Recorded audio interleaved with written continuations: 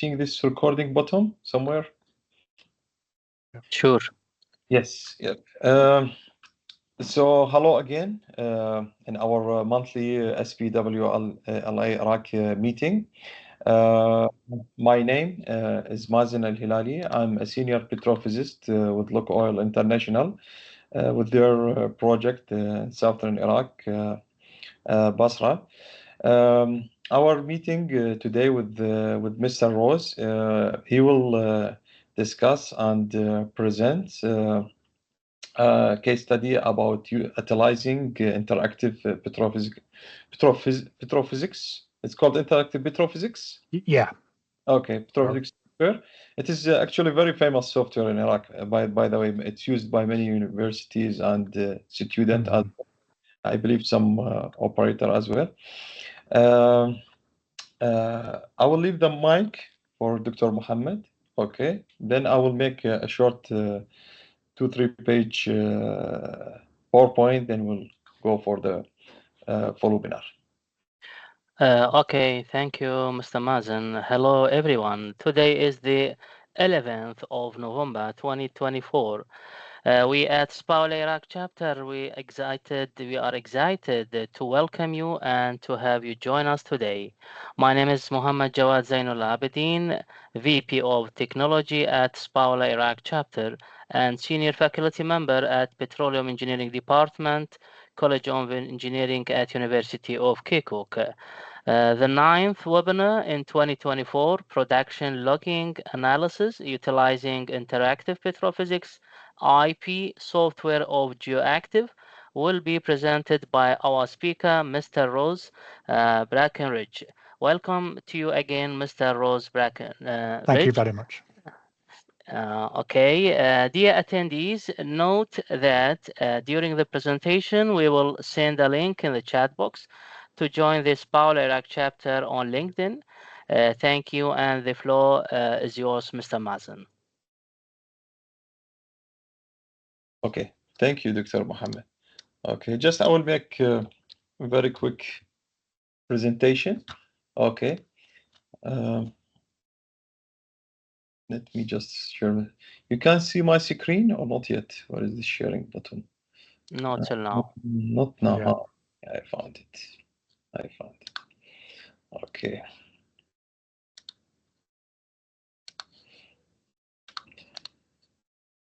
Okay, so hello again. This is our 9th webinar for 2024. It will be with the Geoactive company presented by Mr. Rose. We'll discuss the production logging analysis utilizing IP software. We have been success to make 9 webinars, all of them on focus on production logging, tools manufacturer, and software. And I like to thank all of our sponsors for this year that have been dedicated their time for this volunteering events. We was expecting to do one last webinar in December, okay, but the company have apologized. Maybe there will be last one in December. If not, this will be our last webinar for 2024, and we'll announce the next year program. It will be also a focus on one technology.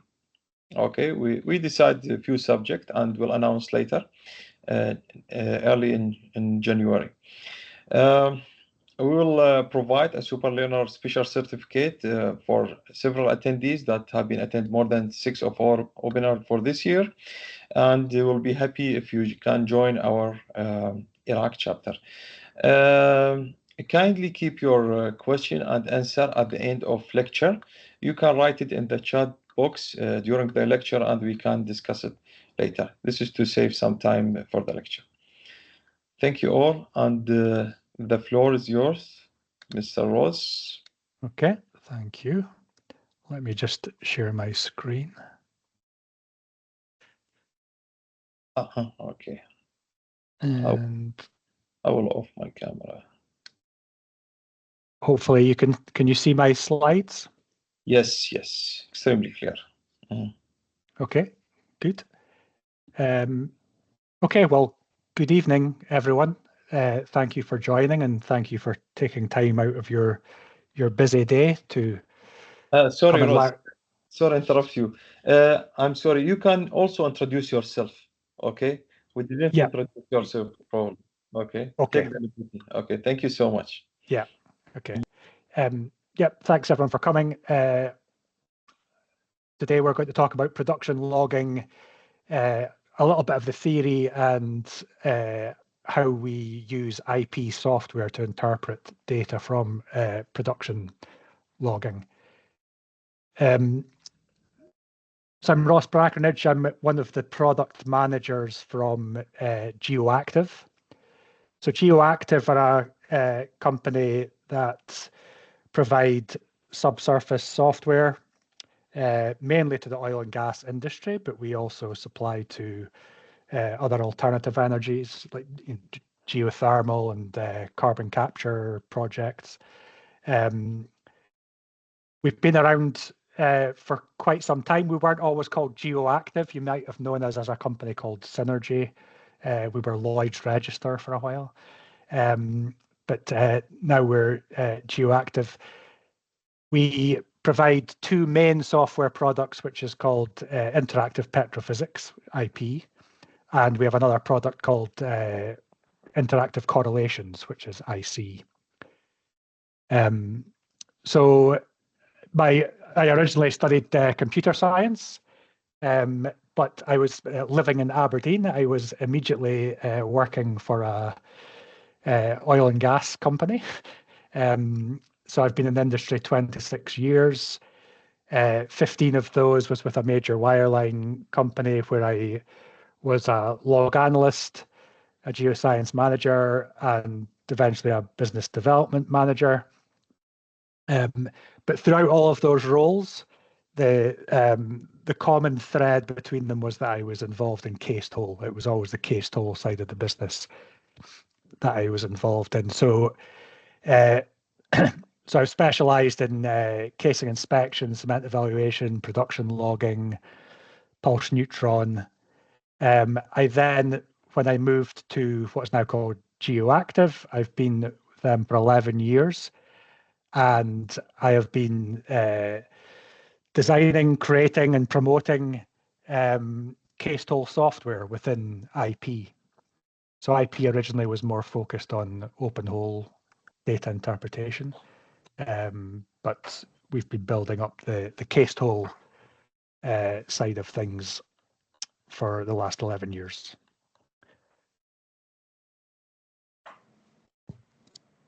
So I'll give you a very brief introduction to IP software, and then we'll talk before we talk about production logging in IP. For some of you might not have much experience with production logging, so I'll just do a little bit of theory on what we're trying to achieve.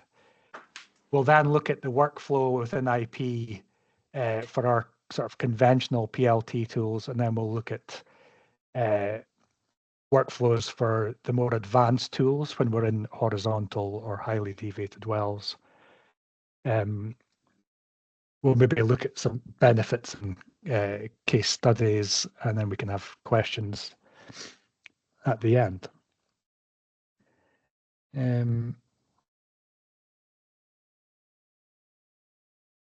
So an introduction to IP, what is it? So it's an industry-leading subsurface data interpretation package. Basically, anyone that can be used by anyone that drills holes in the ground and records data in those wells. So it actually started life as I say for open hole interpretation, calculating porosity, clay volume, fluid saturation, and that's what it kind of became known for. But over the years, we've branched out into other disciplines: geology, geomechanics, geophysics, cased hole. So by doing that, we're a package that gets used for the whole life cycle of an asset, not just one particular stage. So we've got lots of modules for doing different types of interpretation in those disciplines, but it can also be used as a platform to actually develop your own modules. So you can have our modules in the platform and also build your own with minimal coding experience. You can do that. I am going to continue with slides, but just to give you a feel for what it looks like. So this is IP that we're looking at now. This is my work area in the middle here. We have our toolbar along the top, which is things that we use frequently. We then have our data browser. So our data browser, this is our database, and within our database we can have multiple wells. Within those wells we can have different curve sets, and within those curve sets we can have different curves in there. So you can have as little or as many wells in your database as you wish. This is the main menus down the side here. So the first 4 or 5 of these are general data management things, creating databases, creating wells, importing and exporting data. So we can take in all the industry standard file formats and export them as well. We have lots of connectors to different products. We have WXML connections for live data streaming. So lots of different ways of getting data in and out of the package. Then we've got viewing, so any obviously log plots, but we've also got almost every other kind of plot or chart that you might want to use for looking at your data. Lots of editing tools, as you'd expect, depth shifting, editing, filtering. And then we come on to calculation, which you can write formulas, single line formula or multi-line formulas, calculating TVDs, etc., temperature gradients, environmental corrections. And then this interpretation, this is the sort of main open hole interpretation. So this is what IP is really was best known for: calculating clay volume, porosity, water saturation, and then calculating the net pay in the well. And you can take that to another level using Mineral Solver with more advanced saturation heights, hydraulic flow units, another variety of things to take your open hole interpretation to another level there. But then we have these specialized areas. So we can see we've got a whole menu for geological imaging. We've got a geomechanics collection of modules, geophysics. We've got machine learning capabilities. And then what we're going to talk about today is we've got cased hole capability as well. So you can see different cased hole modules here. Today we're going to talk about the production logging module. So this is just, there's a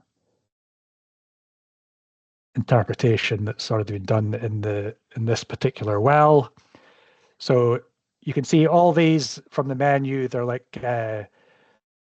modules within the main platform, but they're all working off the same database. So you can use all these modules in and out of the same well. And when you've done different interpretations, you could bring the data from those different interpretations together because we're all in one package here. And then, of course, where we've got the user applications where you can, this is a section where you can build your own applications as well. And this is, yes, this is the IP module with the menus down the side here. This is an injection well. I'm looking at the injection data, and you can switch between different well conditions. This is now shut in. So this is what the module looks like, and this is what IP looks like. If I just move back here. Just some other statistics. You know, we are a well-established product.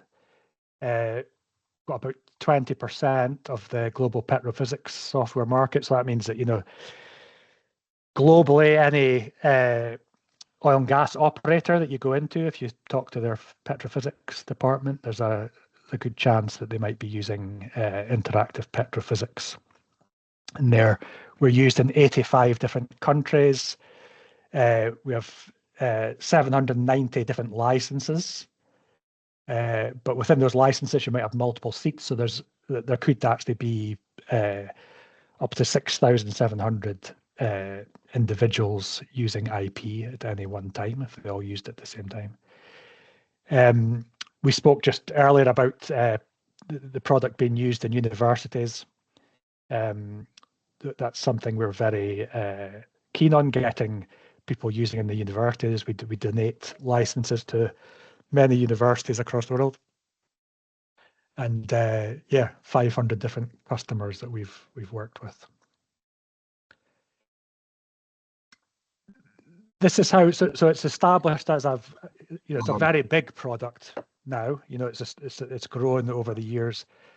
There's very few people that would use all of IP. There's just so much stuff there. So what people tend to do is they would have perhaps their foundation license, which is all about the sort of data management stuff and the maybe the open hole interpretation. But then people tend to have a specialized, we call these suites. So this is basically those different menu items that we looked at. So you can license those separately. So you might want to have the foundation, and you might want to have then the cased hole suite along with that. And there's production logging inside. So I did do a presentation last year for the SPWLA in Iraq. I think it was casing inspection, I think we did. Casing inspection or cement evaluation, can't remember now, but I presented one of those. True. Yes, yeah. So yes, so production logging. So I'd realized, because I'm one of the last ones to present, most of you will have a good understanding of production, but just for those of you that maybe don't, why do we do production logging? A lot of people, when they're first introduced to it, maybe think that we're trying to calculate what the performance of a well is, how much is the well producing. That's not really true. There's easier ways of doing that. We can measure that from surface.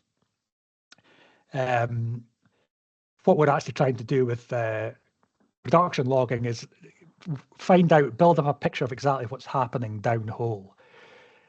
Because what's happening at surface only tells us part of the story. So there's an example on the left here where everything's going very well, that we've perforated our oil zones and all we're getting is good oil production. But then things can go wrong. We can lose production due to cross flow. We could have channeling that brings unwanted fluids into production. We're seeing those at surface. We could have damage to the casing. We could have leaks, for example, in the casing. We might just have perforations that just aren't performing like we thought they were going to. So lots of different scenarios. But interestingly, if you look at maybe this one here, if you look at the rates at surface, and this one here, it's pretty much showing the same thing at surface, but for two very different reasons downhole. So production logging is about building up this picture downhole of exactly which fluids are coming from which zones. So to do that, we would use a production logging tool, which will record a lot of raw data during each different well condition.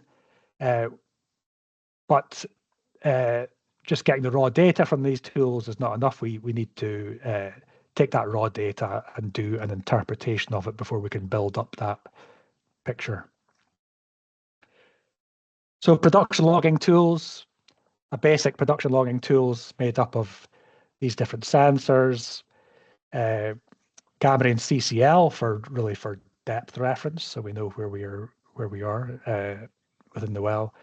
We then have fluid identification tools, usually a fluid capacitance and a radioactive density. We would then have at least one spinner, usually maybe two. Got a spinner maybe at the bottom of the tool that's exposed there, but we quite often you run an inline spinner as well. So it doesn't have the same exposure to the borehole, but it's more protected. So sometimes when you have problems with your full bore spinner, you can switch to using your inline. So there's a bit of backup there. And temperature pressure is also very important, so we understand the borehole conditions. So this is a typical PL logging program. Now, this is what makes production logging different. Most other logs, we talk about, taking a main pass, maybe a repeat pass afterwards, but we're mainly focused on just working with that one data set from the main pass for our interpretation.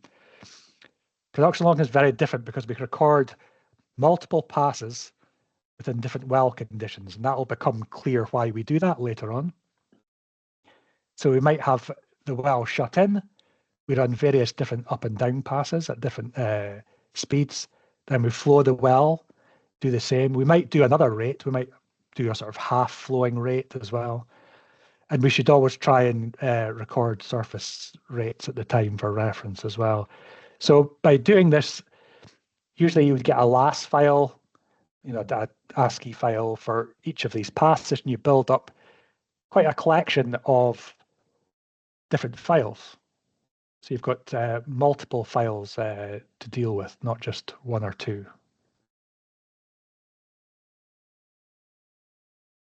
So interpretation-wise, what are we going to try and do with production logging data? One of the things we're going to do is try and work out the hold-up. Now, fluid hold-up is the fractional cross-section of each fluid at any one depth. So for example, if this was a cross-section at depth, here we have an oil hold-up of 1. Everything else would be 0. Here's a water hold-up of 1. And then we have a kind of mix here. Here we've got a mix of sort of 50% gas, 50% oil. So that's a hold-up of 0.5 and 0.5 for gas and oil. Here we've got 3 phases in this one here. So it's that fraction of each fluid that we usually try and calculate that for every depth in the well, so we can see how that changes over depth.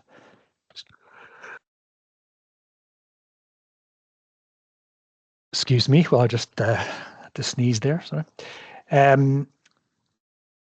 So once we know what fluids are down there, we want to know how fast they're traveling, and that's what we've got the spinners for. So there's a example of a full bore spinner that would sit at the end of a logging tool.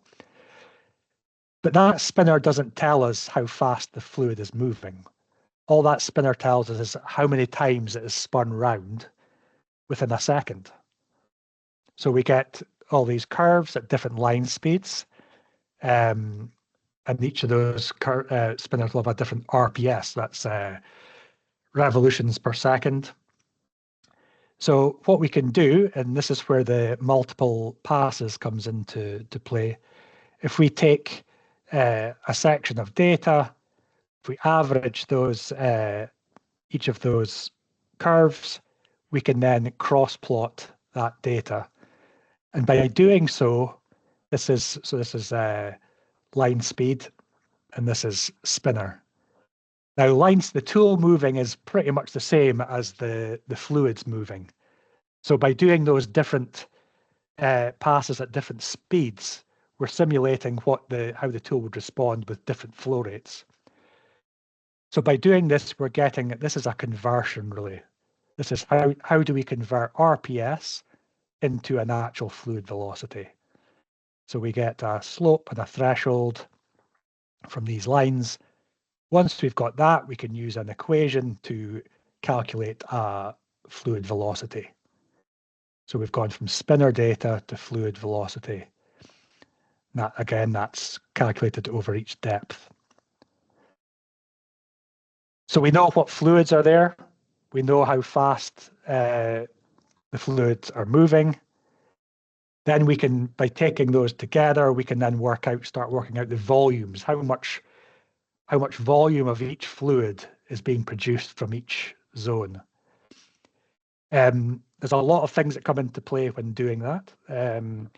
For example, your tool's measuring the center of the borehole. This is for conventional PL logging, if you're pretty much in a vertical well. The reality is the flow is probably got a profile something like this. So we need to apply some corrections so we can actually calculate what the true velocity is rather than what the apparent velocity is in the center of the tool. And then we have different flow regimes.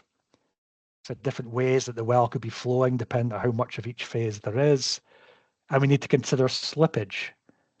So we're measuring the velocity in the borehole, but that's a combination of different fluids. And those fluids will probably be traveling at different speeds. So in this case, the gas will be traveling faster than the water. So these are all things that we need to consider while we calculate our final flow rate. So we're looking to have something like this, where we have continuous curves showing us how much water, oil, or gas is being produced. This is like the cumulative flow going right up to, that'll go up to the surface. And then these are the different contributions from each individual well. So this is basically what we want to get to, so we can build up the picture of what's happening downhole. So that's quite a big subject of production logging in about 5 or 6 slides. So hopefully some of that made sense to you. So our workflow for conventional tools. First of all, just another look at the module that you saw earlier. Different areas of the PL module. So this group of, so I would call these sub-modules, like small things that do certain tasks within the bigger module, which is production logging. These here would be used to do the setup of the project. And then you have the workflow. This is the workflow that you would tend to do almost every time you have an interpretation. And you would repeat this depending on how many different flow rates you had. Well, you had a full flow, half flow, or just shut in and flowing, whatever you have. You would repeat some of these steps for each of the conditions. The toolbox is more modules that can be used, and you maybe use them from time to time, but they're not part of the essential workflow. Here we have the condition drop down, and this is where you're able to toggle between the different well conditions. So we're looking at flowing data here, but we'll be able to toggle between flowing and shut in and half rate. And then we have our drop downs for different plots. So we have different displays that can be looked at. The ones in here are sort of plots that are built automatically, called auto plots within the PL module. And then the module also creates what we call results plots. That's more like a sort of standard IP plot, and that's the one that you can then take results from other interpretations and bring them together in, composite plots. So that's what the module looks like. Obviously, when we start off, this would be a blank workspace here. A very basic workflow would be to do your setup. Maybe you've only got one condition, go through the workflow, calculate your flow rates, maybe make a report. That would be a simple workflow. But maybe if you had lots of different conditions, then it's a bigger workflow. You do your setup. You could actually do all your importing at once as well, but then you'd maybe review all the different conditions one by one and work through some of these steps either the same step across every condition, do each step at a time, or you could do the full workflow for each condition at a time. It's up to you the order that you do things. Then if we've got multiple rates, you might want to do a selective inflow performance as well, and then build a report. So that's more of maybe a more extreme case where you've got 4 different conditions there. That would be your workflow. So setting up the well, first we select the tool type. That's got to let the module know what things like curve names we're looking for. These are all within the setup module here, so we work along these tabs. We then put in the reservoir conditions or perforation zones. You can copy and paste these in or take them in from a curve if you've already got them. So these are the perforated zones that we're going to be producing from. Then you set up conditions. How many conditions do you have? Here we've got shut-in, we've got 2 flow rates, half rate and full rate. And you would put in if you have it, the surface rates, each of these conditions, any other information you have from surface.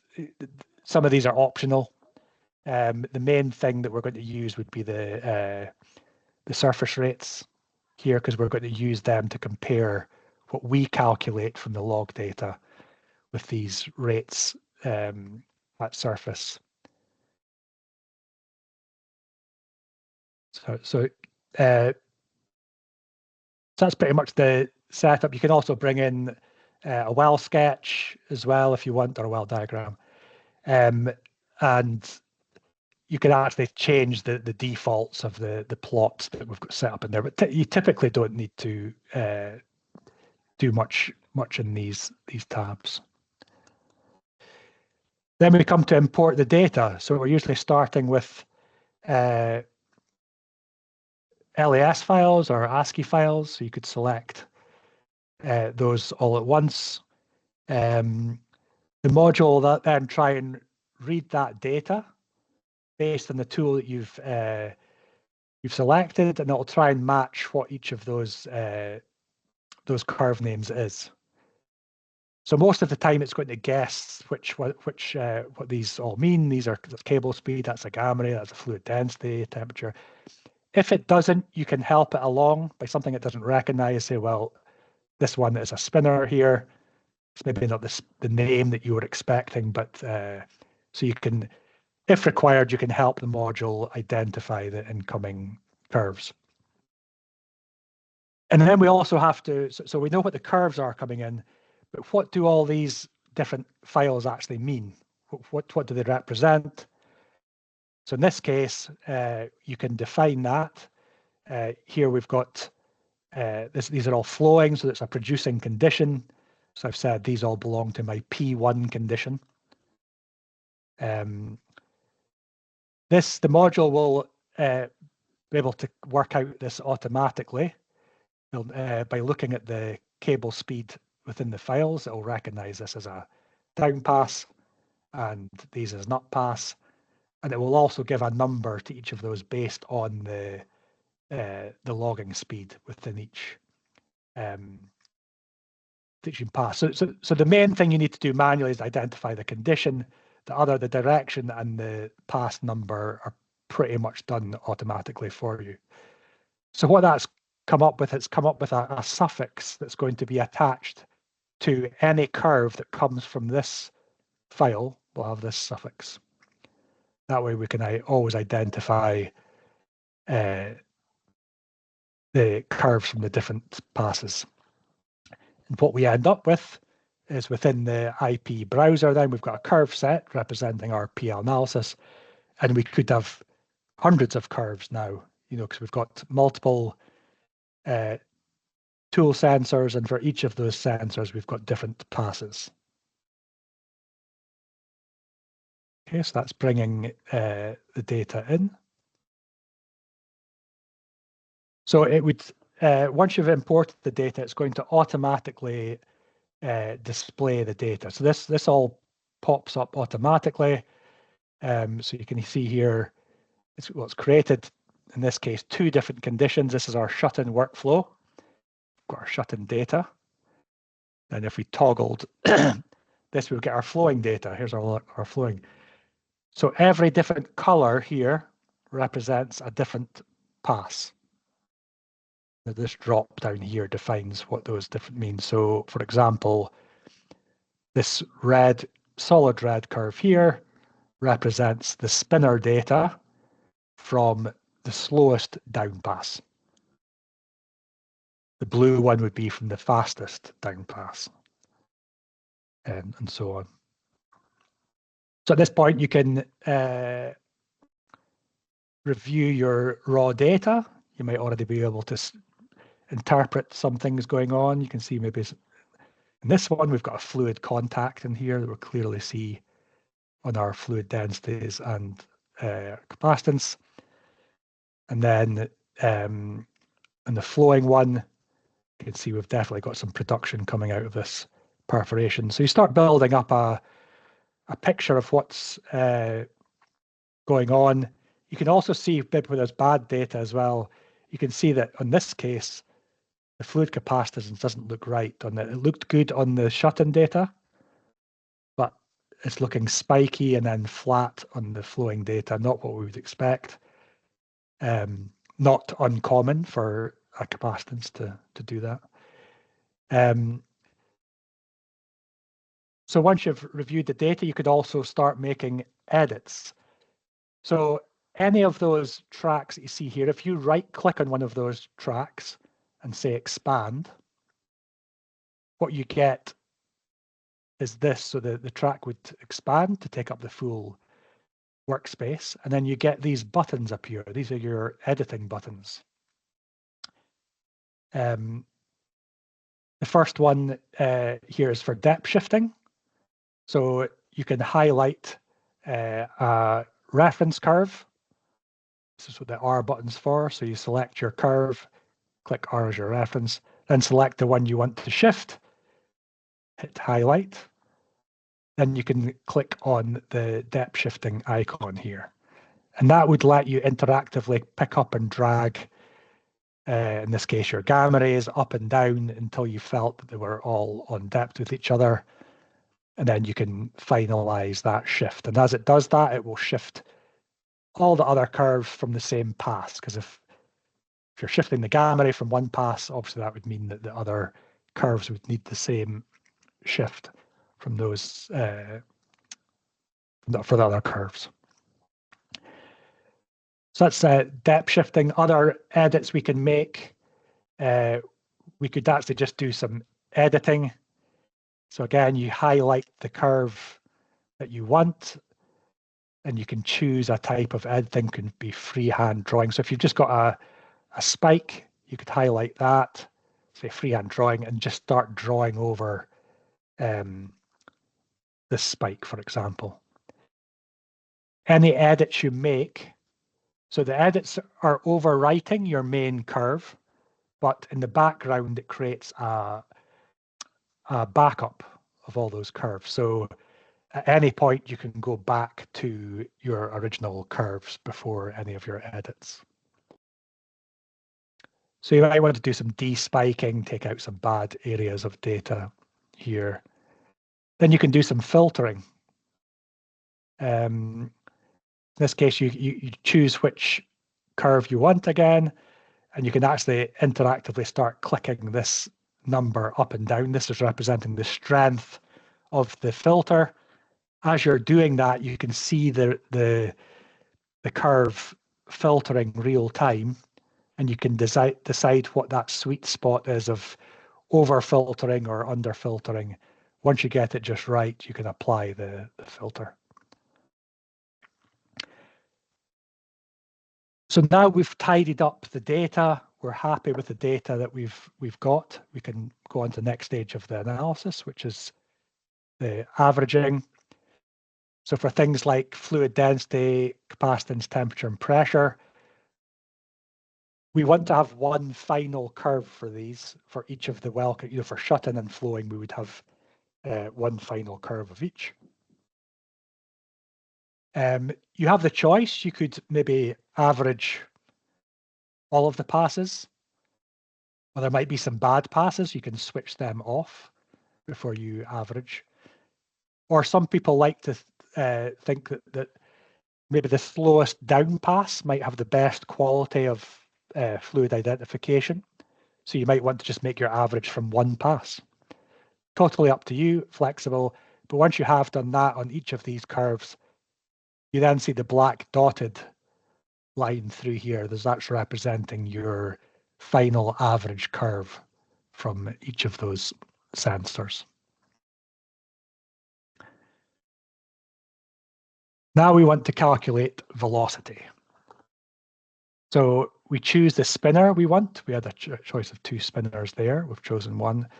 We're going to bring in the spinner data and the cable speed from each of those individual passes.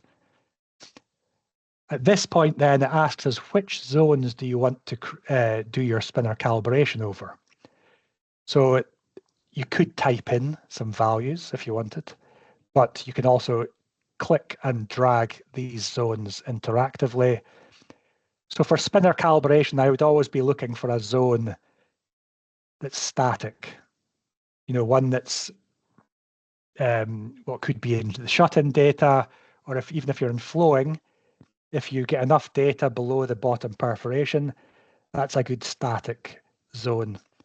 So I would always have at least one static zone, and maybe you can have another couple of zones for the wells flowing. So once we've chosen those zones, we then build this spinner cross plot like we spoke about. So showing a different line for each of the zones. As we expect, the static column, we're seeing the data cut through close to the 0 point here. So that makes sense there. Up here, we've actually got flow in the well as well, so that's why the spinner lines are much higher up here. Now you can click on and off individual points if you think there's a bad point that's causing the slope of the line to be affected. You can switch them on and off. But once you're happy with them, ultimately what we want to do is take a slope and threshold that we can use for our velocity calculation. So in this case, we would take our threshold from here. So you would just double click on this line and that would populate the threshold values. Our slopes, we could have a changing slope throughout the well. That would from these that we do at different depths, we'd have the slope we're changing, or we can take all these are the slopes very close. So we could probably just take an average in this case. You can just hit apply, and that would apply an average slope from the three passes. But once you've got those, that means you can then calculate your velocity, and you end up with this velocity curve. Here we can see the velocity is sitting at 0 at the bottom of the well, and it starts increasing further until it sort of flattens off further up the well above the perforations.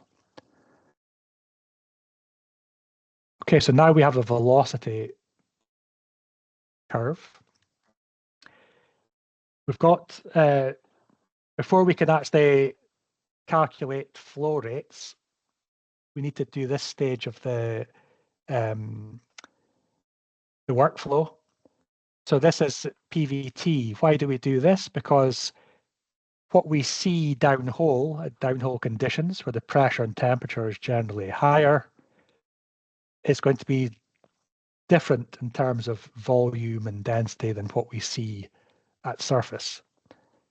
Now, the end result we really want to know is, what at surface conditions, how much are we producing from each zone? So to be able to convert that, we need to understand what the pressure temperature is down here.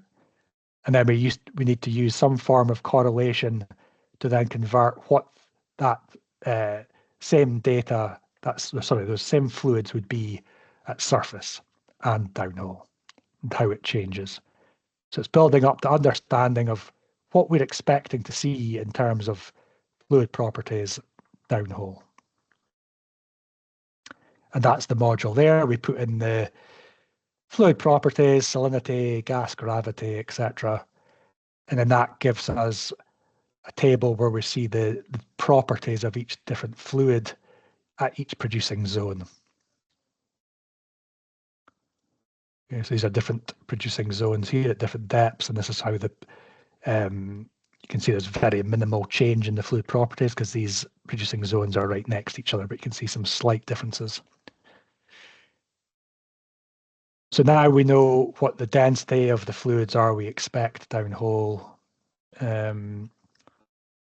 You can, rather than look, so you could use a sort of standard correlation, something like Vaskin-Beggs. That would just take your surface properties and convert them to downhole. Or if you do have actual real PVT data that maybe you've got from sort of a formation testing tool that you've actually measured, you know, viscosity and fluid densities downhole, you can actually put those in instead. So it's a choice there, put real PVT data directly in, or use a standard correlation to calculate what that would be downhole. So now we go on to the biggest step of the module, the flow calculation. Quite a lot going on in this this module. So it's going to take in your log data, your density, the capacitance, the apparent velocity that we've calculated, your temperature, pressure, and all your well parameters. And these are the processes it's going to do. We're going to calculate our producing zones. We will calibrate our capacitance if we're using capacitance. Calculate the holdups from those curves. Do things like our Reynolds correction that we spoke about to get the true velocity. Determine the flow regime, slippage velocities, any additional corrections, and then ultimately calculate our flow rates. So we would have flow rates at surface conditions and reservoir conditions. And we would have those as cumulative flows and also zonal flows.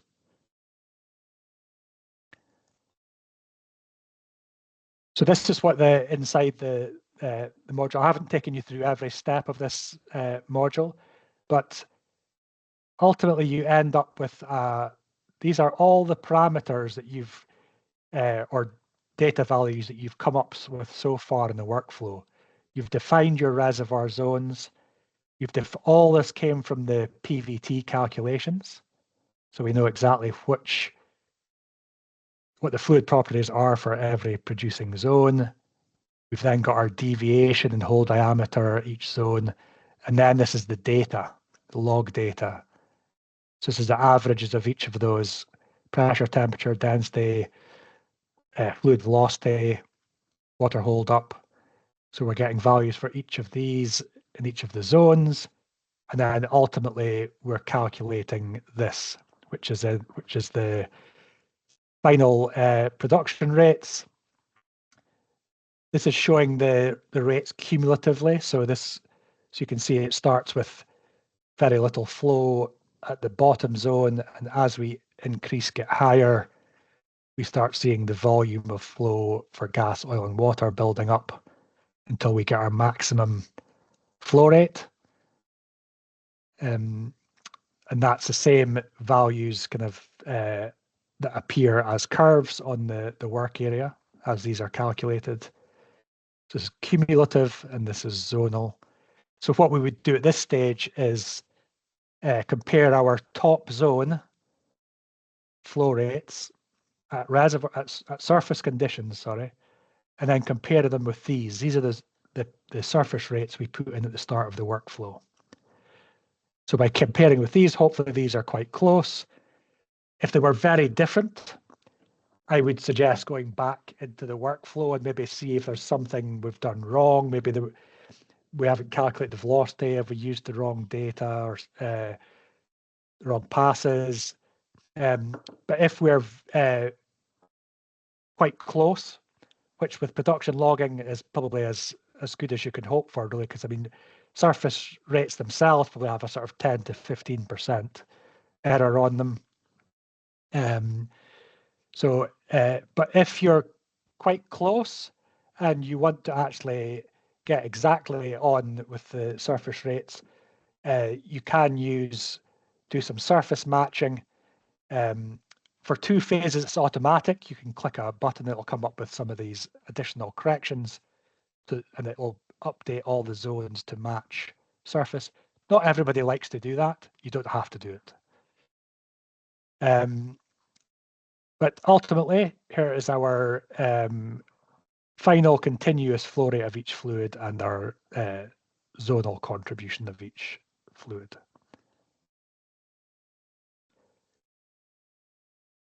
So at that point, we would have, on our module, we would have our raw data, then we would have the data that we've calculated on the same plot. So there'd be our velocity, our flow rates. That's for our shut-in data. And if we switch to flowing, we'd have our raw data, and then our calculated flow rates, velocity, and zonal contributions.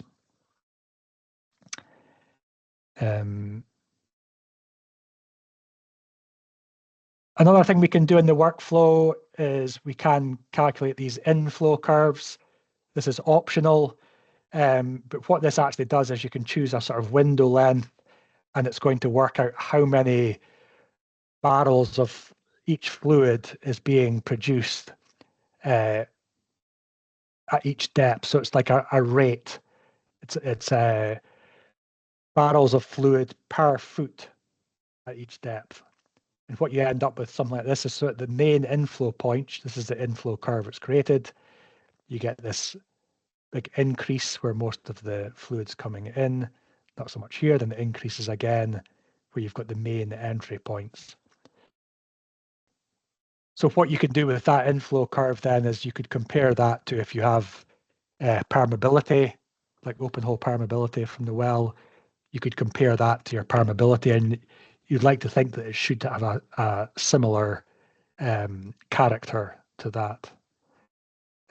Or if not, it's going to tell you a little bit about that, we're not quite getting the production that we thought we were going to get over particular zones. And of course, we can export all our curves as well in the workflow.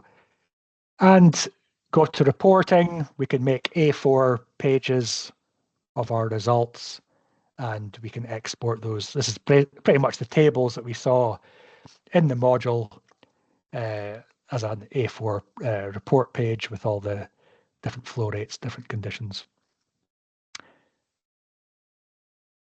So that is the main workflow for conventional tools. And if I just went back here, so this was just some different examples. So this is a injection well where we had shut-in data and injection data rather than flowing data. So it's a water injector, so we can see the water injection there, and we've managed to calculate the exact contributions that each perforated zone is taking this time rather than producing. And we can also see on the shut-in data, we've got some cross flow coming from this zone into those zones below. So that's easier in the sense that we don't need fluid identifiers because we've just got one fluid type there. Here's an example that we have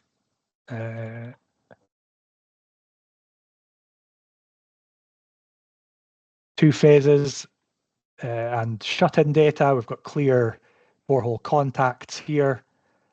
Looks like we've actually got probably drilling fluids probably like at the bottom there, and then we step to about 1 grams per cc. So this would all be our formation water here, and then we've got oil above that. Not quite settled there, just some movement on the shut-in data. And then when we look at the flowing data, it's one big perforation here, but we've broken that perforation into different reservoir zones. And so we can see the different contribution of oil and water through each zone there. Could zoom in there a bit. So here we can see that I think the purpose of this well was to find out where the water was coming from. You can see that most of it is coming from this bottom zone here. But if we try to shut that off, there's a large percentage of the oil is also coming from that zone. And that's the sort of information we need to find out so we can make an operational decision based on the data. This one has slightly different again. We have only one condition this time. I've only got data from flowing data, and that's okay. I can cope with that, as you know, because I was able to do spinner calibrations on the static column below the bottom perforation. This time we've needed, for 3 phases, we need to use 2 fluid identifiers. For 2 phases, like oil water, a density would be enough, or a capacitance in its own would be enough. But if we have 3 phases, then we need to use both of these curves to calculate the 3-phase flow rate. So here again, we can see the majority of the flow coming from the biggest bottom perforation. Not much from that lowest unit, but most of our gas is coming from the top of that unit there. Not so much coming from these perforations above. So that's some examples of sort of conventional PLT. So that would be in a vertical or slightly deviated well. But what if we don't have a vertical well? What happens then? So things dramatically change when we have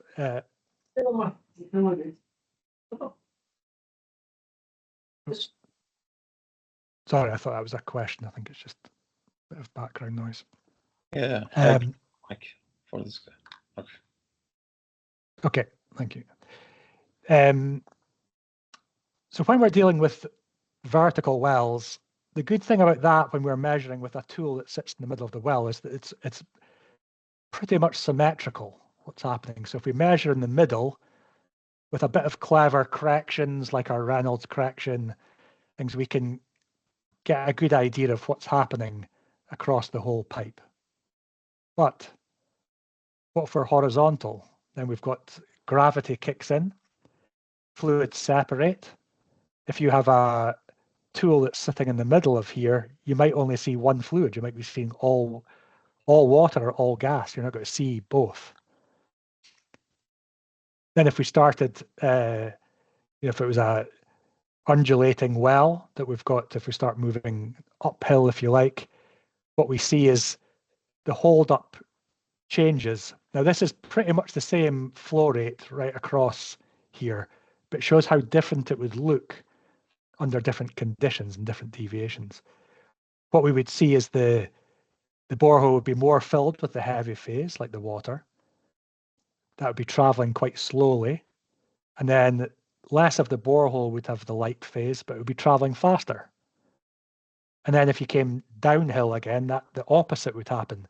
Less of the borehole would have water, but it's traveling faster due to the gravity and the weight of the fluid. And then the gas not traveling as fast. So normal tools just aren't going to do the job. So that's why we have these advanced array tools. This one is the MAPS tool. This is used by most of the service companies outside of Schlumberger. Most of the service companies are using some form of the MAPS tool. And that works by putting different sensors around the circumference of the borehole. With the spinner, you can see there's 6 spinners around the borehole. For fluid identification, it might be a capacitance, a resistivity, and usually you have 12 sensors around the borehole. So that way we're getting a better picture of the tool. For Schlumberger, you have the flow, or the FSI, or the flow scanner. It just works slightly different by using it puts its sensors vertically across the well from top to bottom. So again, you're seeing the different fluids and the different velocities across different segments of the borehole. So the workflow for that, so don't worry, this is a bit briefer. I'm not going to go through the whole workflow here, but just our setup is very similar to what we had before, except we maybe need some additional geometry of the tool. Importing data, we've got different passes from different well conditions, but now we've got multiple sensors in each file. So we could have about 100 curves in each of these files. So our importer is built to sort of handle that, and also it has these tools for renaming incoming curves, because a lot of different service companies maybe have different tools. So this just is an easy way of renaming multiple curves at once, so you can get them into the naming convention you want to come in. And then it's same again for identifying which pass is which. But once we get the data in, there's far too much data to look at on a single plot. So we have our conventional sensors here, and then we have a different auto plot here for resistivity, our spinners, our capacitance. So all these are created automatically. We can also see here that the workflow has changed because we selected a maps tool in this case. We've got these special modules, particularly for, in this case, for maps tools to calculate data from cat and rat tools. And one of those modules is the ability to take the raw individual curves and make oriented images out of it. So you can see the raw data. If you look at, in fact, if we go back, if you look at that data, it just looks like a mess. It looks like the tool's not working. Believe it or not, this is very good data. What is happening here is the tool is rotating round continuously. There's different fluids at different segments of the borehole, so the different sensors are passing through different fluids, and that's why it just looks like it's really spiky, just going from side to side. But it's all real data. But what this module does is take the individual curves, it joins them all together into an array, and it uses the rotation curve associated with that to correct for rotation, and it also converts it from a raw measurement into a fluid holdup, in this case gas and water, and we end up with a gas-water holdup map for every pass, and then we get one final one that's the average of those passes. So this average one shows us very clearly that we've got water on the, this is the bottom of the borehole in the middle, and then the high side on the edges of the image. So we can see we've got water on the low side and gas everywhere else. So from some very nasty looking data, we've managed to create a very clear picture of the fluid holdup.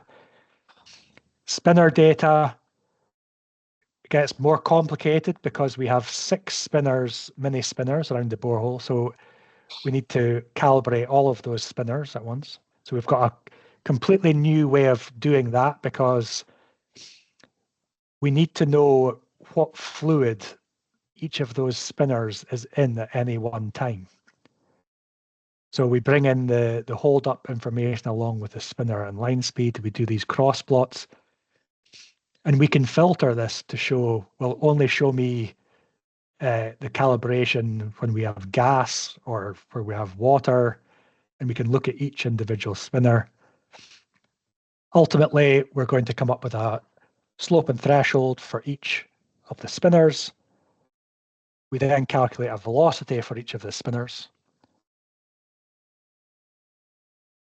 This is the final table of slopes and velocities for each of the individual spinners in the different fluids. It's very important to understand different calibration in different fluids. So we build calculate the velocities. Again, we've got this messy looking data because the tool is rotating. Again, we can fix that by doing like we did with the hold-ups. We take the velocity data, use the rotation curve from that, and build up these velocity maps. Here's an average of those passes. And this time we can see we have very slow fluid on the bottom of the borehole, and we have much faster fluid on the high side of the borehole.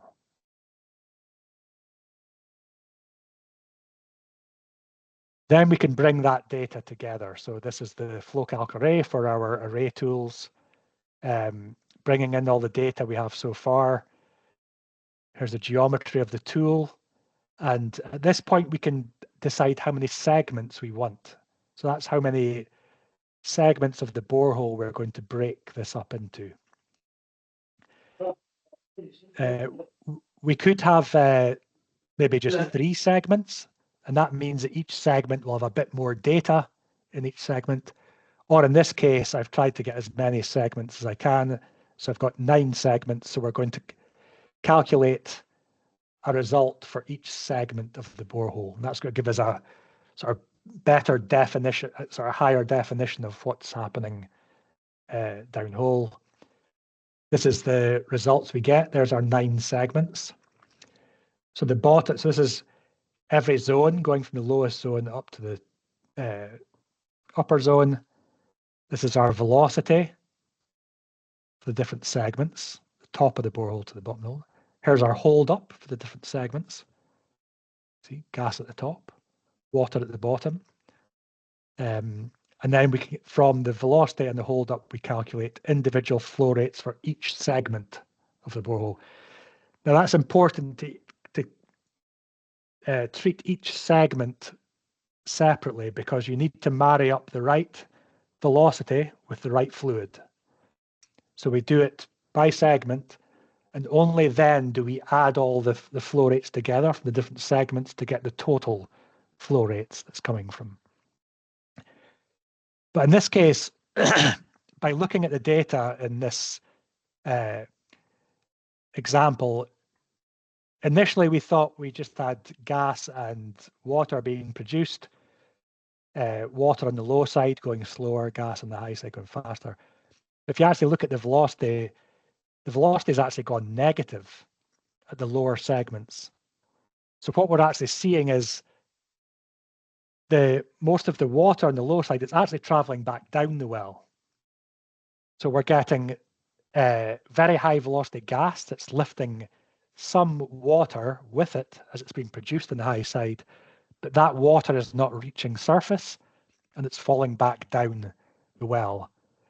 So you can imagine if we just looked at an average at this depth of the velocity and an average of the hold up, you just wouldn't have got that picture of what was going on.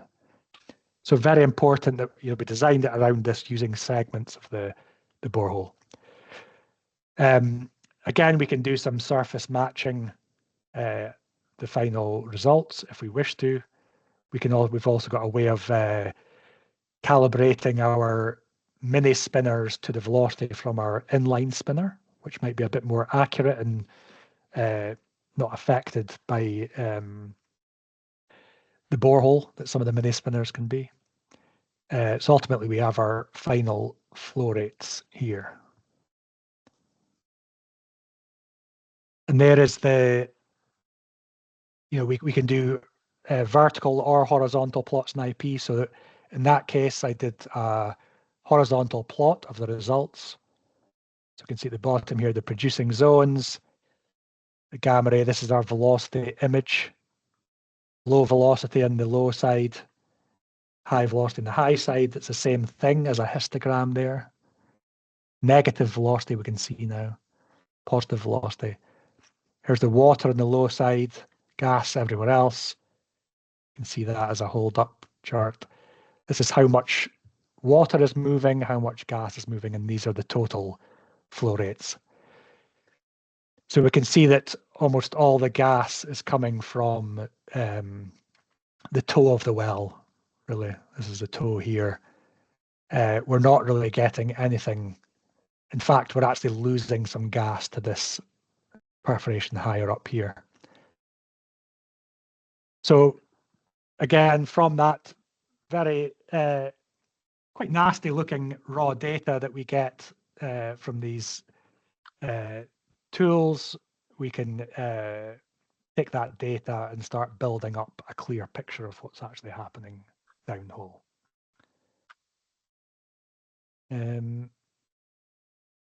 That's the same thing done for FSI tool. So there's the sensors are positioned this way through the, I've got 5 segments this time. You can see the workflow is updated to look at depth and ghost data from that tool. And ultimately we can get a 3-phase in that case. This was an undulating well, which there's a lot of pockets of fluid. Some of it were moving, some of it were not moving. That's an FSI example. Just before I finish up, or before we have questions, I just wanted to point out, so one of the main differences of IP is the fact that we are in a subsurface package. It's not, we're not doing one thing or one kind of group of things. The package does do all, we can do well integrity stuff, we can do pulse neutron stuff, we can do the production logging, we've got open hole data, things with permeability, porosity. So we could bring all those analysis together into one place. So let's just think of a scenario that we're not doing that. Let's say we've got a well which was nicely producing a lot of oil, a little bit of gas, even less water. Everyone was happy. But then as time goes on, oil reduces, water increases, gas reduces. We've got a problem, we've got too much water. What's going on downhole? We do a production log and it looks pretty conclusive that all of our water is coming from this lower perforation down here. But what if we brought other data into the scenario here? What if we had our open hole data? So this is our saturation data and our volumetrics from open hole. Our casing diagram here, our production logging data like we had before, our temperature from flowing and shut-in, that can tell us quite a lot as well. The temperature is actually telling us that we've got changes between shut-in and flowing, much deeper than the bottom perforation.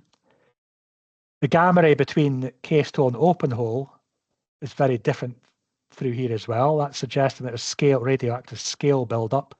But that scale buildup is not just on this perforation. We're seeing it much deeper into the well. So there was another oil zone down here at open hole that wasn't perforated. Casing inspection looks at the casing is in good condition. So we don't have flow coming from elsewhere inside the casing. But then if we look at the cement bond log, we can see that we've got a lot of channeling occurring through here. And then if we looked at a saturation log, if we were lucky enough to have all this data from different tool types in one well, we might see that that zone at the bottom now is actually wet. What was oil is now completely water-filled. By looking at all this data, we could build up a picture of what's actually happening here is most likely to be something like this, that the bad cement is allowing water from this now swept zone to come through the annulus and be produced inside the casing here. But that's all the production logging is seeing is that where it's coming into the. So this is just supposed to illustrate an example of looking at one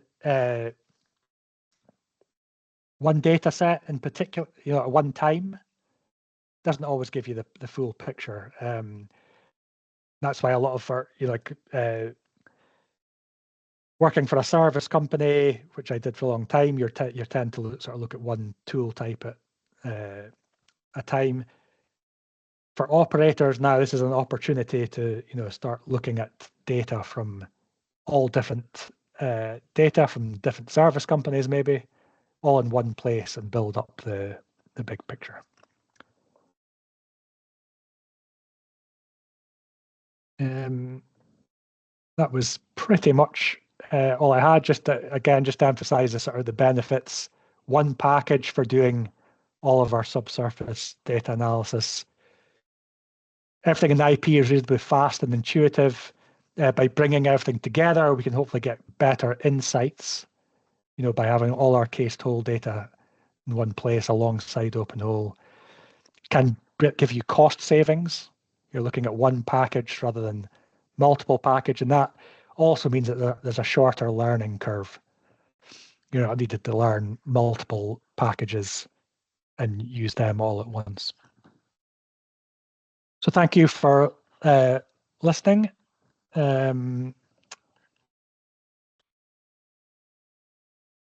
Hope that didn't go too long, Mazin. No, perfect. Was perfect. I'd like to thank you on this appreciated lecture.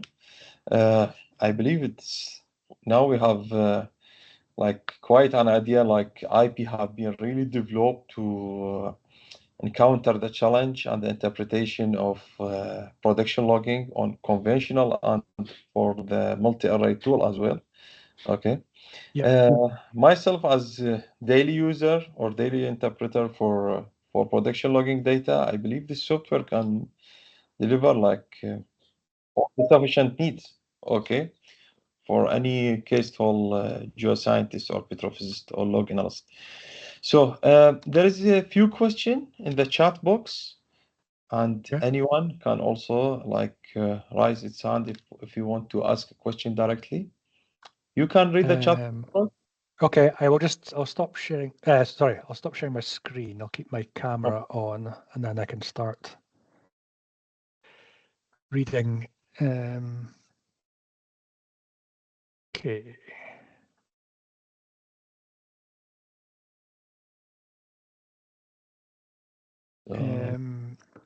I think this is a comment more than a question. Thank you for that. All spinner specification and market can be found in IP editing. I believe Mr. Ja'fari, I believe he's referring all the spinner manufacturer like Spartex, Sondex. Is there? Yeah, so I think it's the question. Can we use multiple different tools?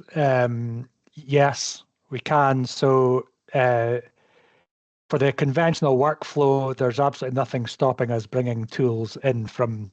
We do have tool templates for some of the main tools, but you really don't need them because all the production logging conventional tools are roughly the same in terms of the data that's coming in.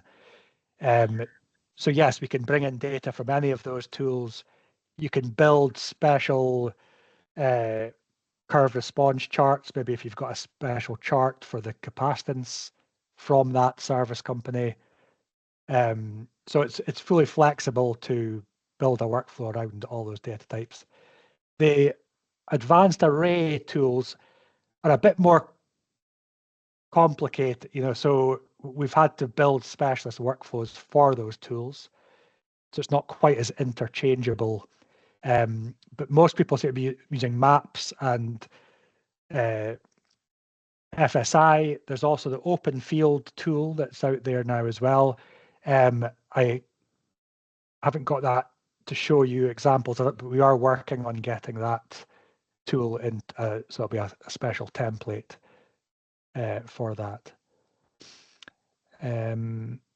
I may jump here, like as you mentioned, like for multi-array tool, which they refer sometimes as advanced tool. Okay. Yes, the tool specification will be critical. But for the conventional tool, mostly from the tool specification, like you will enter the spinner size manually, spinner blade size. The one thing maybe you will need is the capacitance. Okay, is the capacitance to normalize it. Okay, so you will need the program have the built-in chart for the specific capacitance tool. Yeah, so we can build those charts within the so the software lets you use an existing. So I could maybe just very quickly show you what I'm meaning.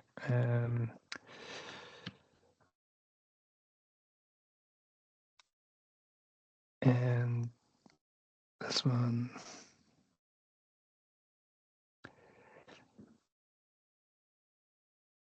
As you say, the spinner could come in from any tool as long as we give the right dimensions of the spinner. But for capacitance, we've got these tool response charts. So this is for a particular capacitance tool where you've got your apparent holdup converted to your true holdup. Now, there's a library of these, but you can also make your own one. So if you received data from a service company whose tool is not on the list, they would probably have a good idea of what their response looks like for their tool. So they'd probably be able to provide you with that, and you could build a chart in here that could be used in the interpretation. So it is flexible to do that. And then once you've got your chart, you're basically saying what your end points are when you come to the flow rates. This is us saying we're using that chart, and this is our end points. That comes from the, so if you look at the field plot, you should have, the capacitance will probably have calibration points, hopefully for water and gas or oil. That's where you can put those points in here. So there's a tool response chart, and then this is normalizing it to that specific job. Yeah,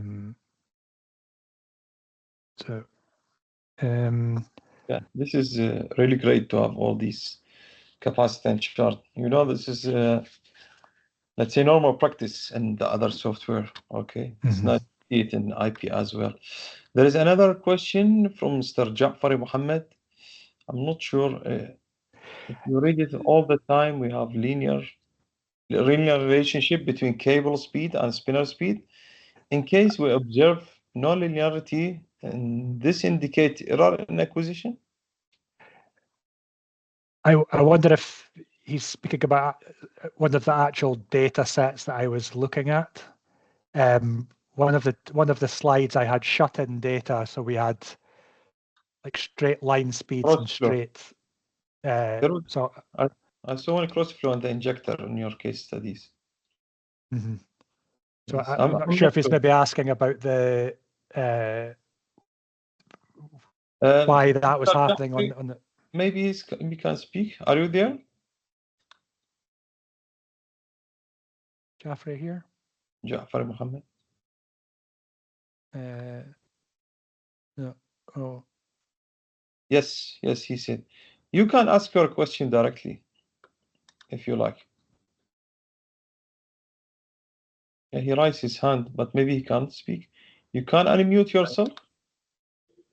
Hello Mr. مازن. أهلا وسهلا. حبيبي استاذ العفو. استاذ يعني يا ريت اكو فد اكزامبل معين للفلو behind casing. The example of the flow behind casing. Yes, please, if you have. Yes. Yeah. So the let me bring the.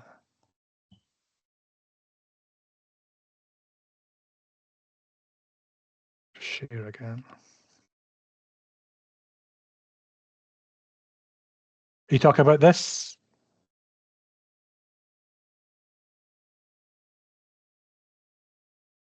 Was it this?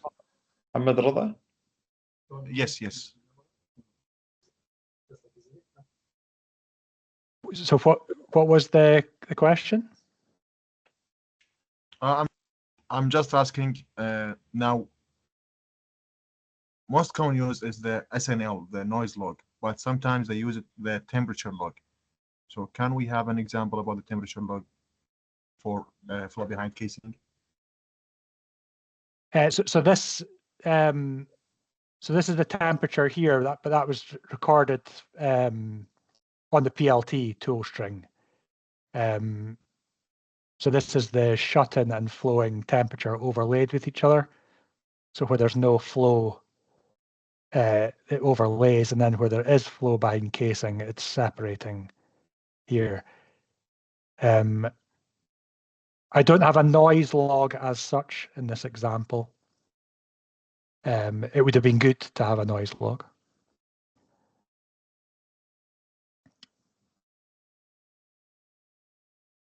Okay, so let's see what else we have. Thanks. Nuruddin, Mr. Nuruddin Medwar. We have done recently shut-in well during 5 years PLT and RMT. RMT, apparently this is from Halliburton. PLT show water, RMT shows oil behind the perforation. How you could explain this phenomenon or phenomena between the two cased hole tool? Okay, so PLT shows water and shows oil behind the perforation. But I don't believe PLT can show water behind, can show what is the fluid behind the casing. No, the RMT, so that would be the pulse neutron tool. So I think he's got both RMT. production logging and the RMT. So if PL was showing water coming out of a perforation, and then the RMT shows oil, the only thing I could think of is, I mean, you could have a situation like I showed, where maybe the actual the produced water is actually coming from below, but when you're actually when the well's shut in, it's actually oil that you're seeing in the formation. The other thing it could be is looking at any pulse neutron tool over a perforated interval can be complex. So it could be that the well is shut in, and then oil from the borehole has then gone into the formation when the well is shut in. That's another way that could potentially happen. Yeah, too many scenarios. Like maybe the cement is really bad, so it's flow behind casing. It's also maybe the salinity of produced water. Okay, like if below 50,000 ppm, it will affect the RMT results and start to faking as oil. Okay, I believe so. Can we use pressure sensor to determine a well stability in horizontal well, or it is used in vertical well only? Well, stability. Stability. I mean, I don't know. I mean, in terms of stable flow, or then the pressure can tell us a lot about the stability of the flow, but I don't know if we're talking about actual well stability of the actual structure of the well. That's getting a little bit out of my area of specialty, so I wouldn't like to comment on that. But I believe he's talking about geomechanics, not PLT.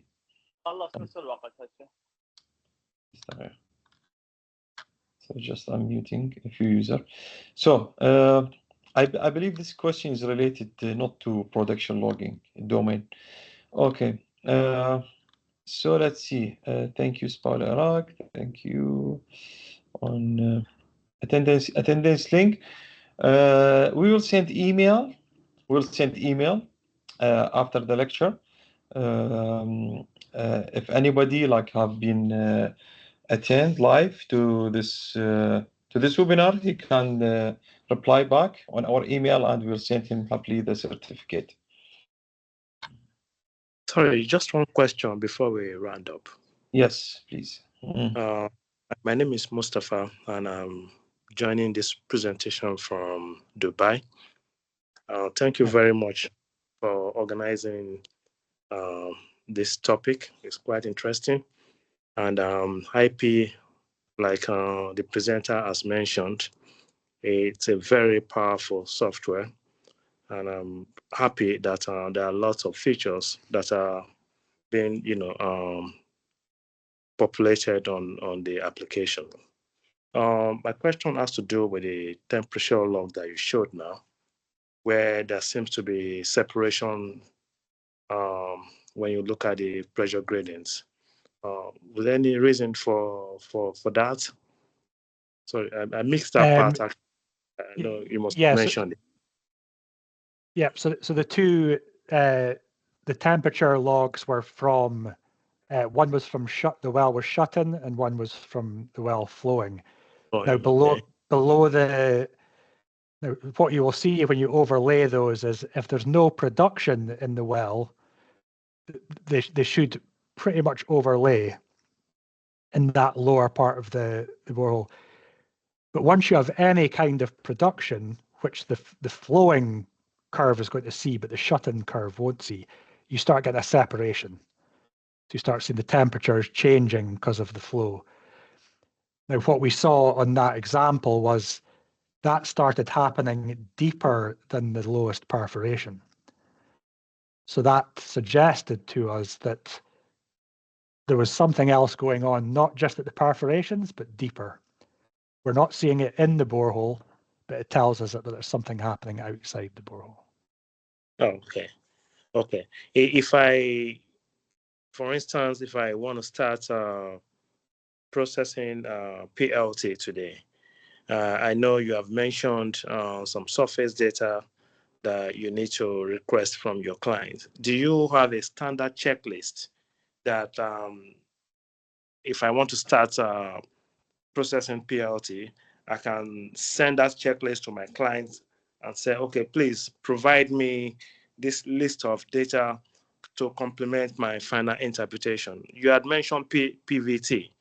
Do you have a checklist of what I'm supposed to be asking from my client? I know exactly what you're talking about, and I will show you what I use. Let me just share again.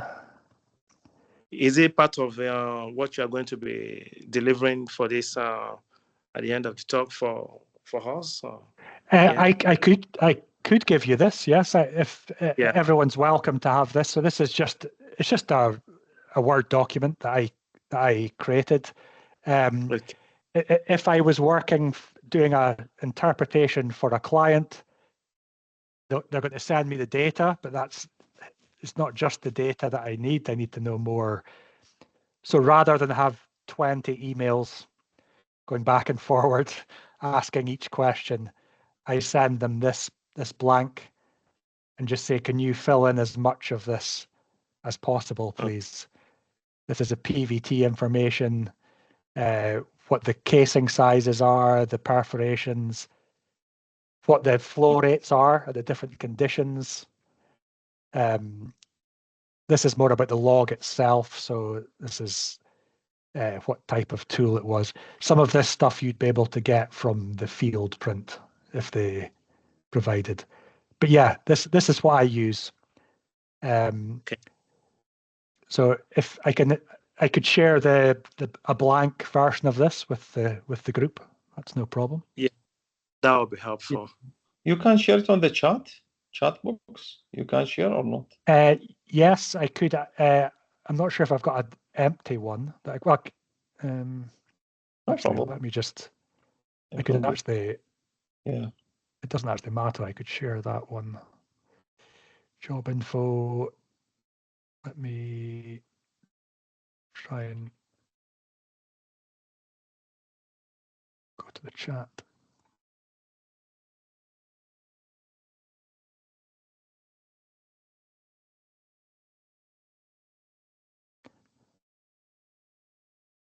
see if this lets me do it.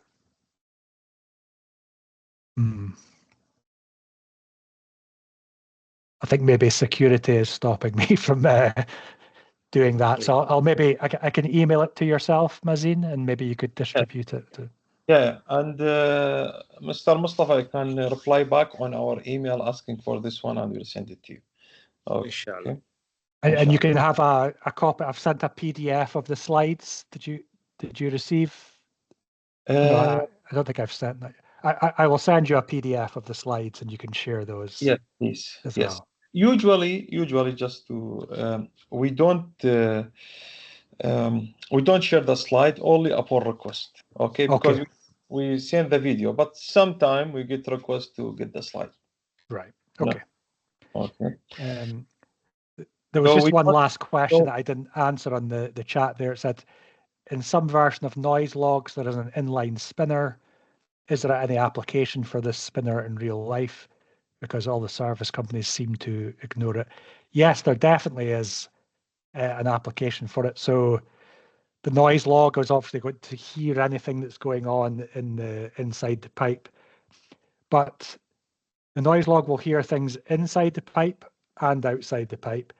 If it's something happening inside, then the inline spinner is going to see it. So if there's some sort of flow happening. So I think using the inline spinner would be, yeah, you should really be using it if you have it alongside the noise log. Okay. Okay, I believe that's all for today. Just I have one latest question. Two questions actually. For this software, if somebody need a demo license, 1 month, 2 weeks, this is doable? Yeah, absolutely. Yeah, sure. Okay. Yep.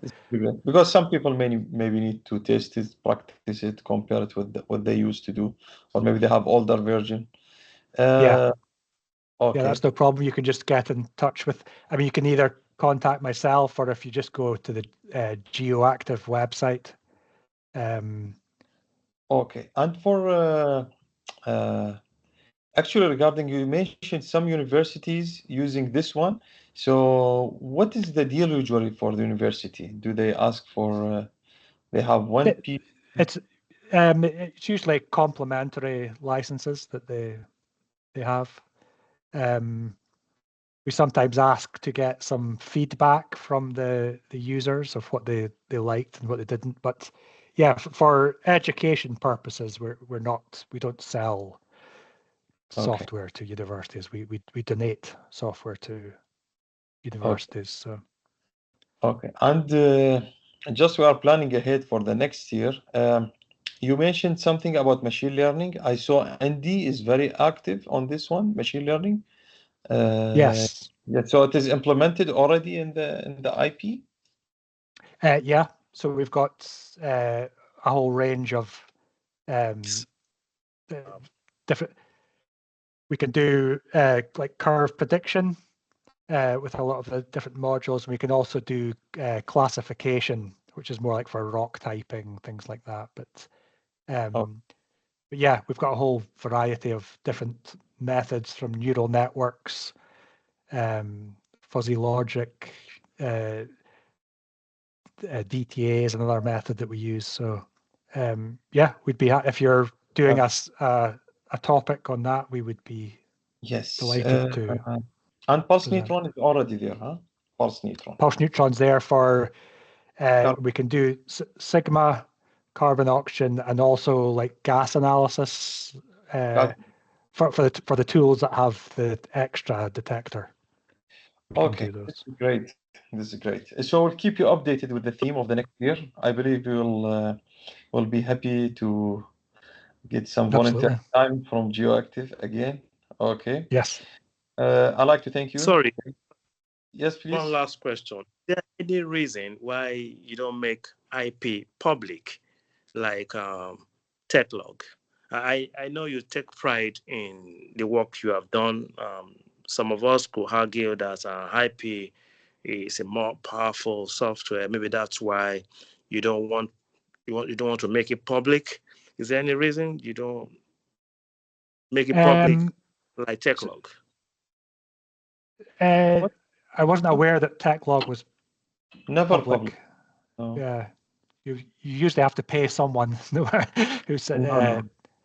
Is that So, is it a TechLog is honestly, if you go on YouTube, you can always see TechLog lectures at any time. But IP is not like that. You mean training? Yeah, training. There was okay? video from IP on YouTube. A lot of videos. I'm not sure right now, but there was. No, Ross can testify to that.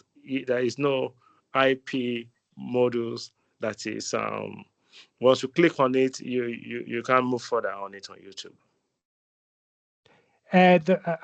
I'll drop in so I've dropped in our website address, but we do have a YouTube channel which I'll share, and it's some of the webinars are more recent. There's some older stuff as well that's maybe a bit out of date, but I will share it with you so you can.